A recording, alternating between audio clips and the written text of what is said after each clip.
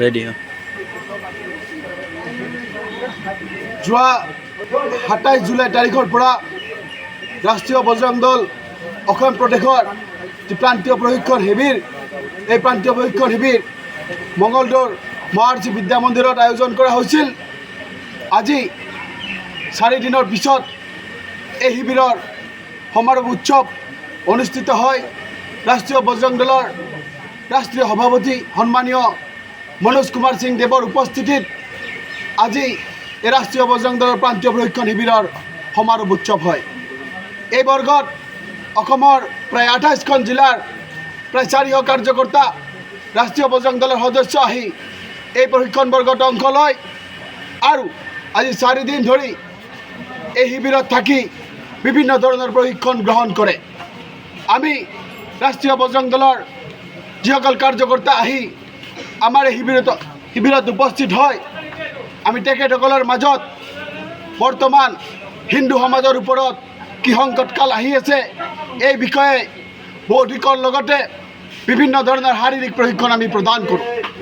আমি শিক্ষাৰ্থীসকলক বিভিন্ন ধৰণৰ নিযুদ্ধ মানে নিশাস্ত্ৰ যুদ্ধ যে অস্ত্ৰ নোহোৱাকৈ যি যুদ্ধ কৰিব পাৰি তাৰ উপৰি তৰোৱাল দণ্ডৰে আমি কেনেকৈ শত্ৰুক প্ৰহাৰ কৰিব পাৰোঁ বা শত্ৰুৱে আমাক কিদৰে প্ৰহাৰ কৰিলে আমি ৰোধ কৰিব পাৰোঁ এই বিষয়ে প্ৰশিক্ষণ দিয়া হয়। লগতে ধনুকাঁড়ৰ দ্বাৰা আমি শত্ৰুক কেনেকৈ আমি লক্ষ্যভেদ কৰিব পাৰোঁ আৰু আমি লক্ষ্যভেদ পিষ্টল বা বন্দুকেৰে আমি কেনেকৈ শত্ৰুক বধ কৰিব পাৰোঁ লক্ষ্যভেদ কৰিব পাৰোঁ এই বিষয়ে আমি বিভিন্ন ধৰণৰ প্ৰশিক্ষণ প্ৰদান কৰোঁ। লগতে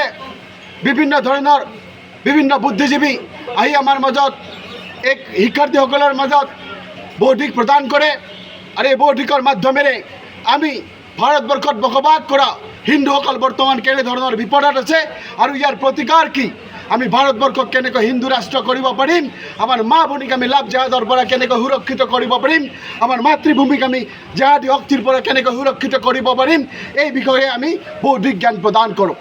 আমি লগতে এই শিবিৰত আগন্তুক যি অখণ্ড ভাৰত দিৱস আছে আমি এই শিবিৰত যিসকল শিক্ষাৰ্থী আমাৰ উপস্থিত হয় আমি সকলোৰে মাজত আমি এক সংকল্প লওঁ যে আগন্তুক দিনত আমি ভাৰতবৰ্ষক কেনেকৈ অখণ্ড ভাৰত আমি কৰিব পাৰোঁ তাৰ বিষয়ে আমি আলোচনা কৰোঁ আৰু আগন্তুক 14 তাৰিখৰ পৰা যি অখণ্ড ভাৰত দিৱস আমি 7 দিনীয়া কাৰ্যসূচীৰে অখণ্ড ভাৰত দিৱস পালিম এই বিষয়ে আমি সবিশেষ আলোচনা যোজনা এই শিবিৰত আমি প্ৰস্তুত কৰোঁ।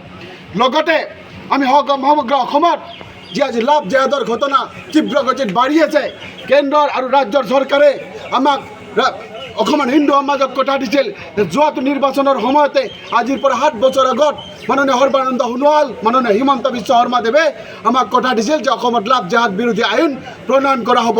কিন্তু আজি 7 বছৰ যোৱাৰ পিছতো অসম চৰকাৰে লাভ জেহাদৰ বিৰুদ্ধে আজিলৈকে কোনো কথা কোৱা নাই, লাভ জেহাদ বিৰোধী আইনৰ ওপৰত তেখেতসকলে চিন্তা চৰ্চা কৰা নাই। গতিকে আমি এই শিবিৰত আমি এক যোজনা আমি প্ৰস্তুত কৰিছোঁ যে আগন্তুক ডিচেম্বৰ মাহৰ ভিতৰত এই 2023 চনৰ ডিচেম্বৰ মাহৰ ভিতৰত যাতে ৰাজ্য চৰকাৰে লাভ জেহাদ বিৰোধী আইন প্ৰণয়ন কৰে, ৰাজ্য চৰকাৰক আমি কেনেকৈ দাবী জনাই এই লাভ জেহাদ বিৰোধী আইন প্ৰণয়ন কৰাব পাৰোঁ তাৰ বিষয়ে আমি সবিশেষ যোজনা এই শিবিৰত প্ৰস্তুত কৰোঁ। ধন্যবাদ। জয় শ্ৰীৰাম।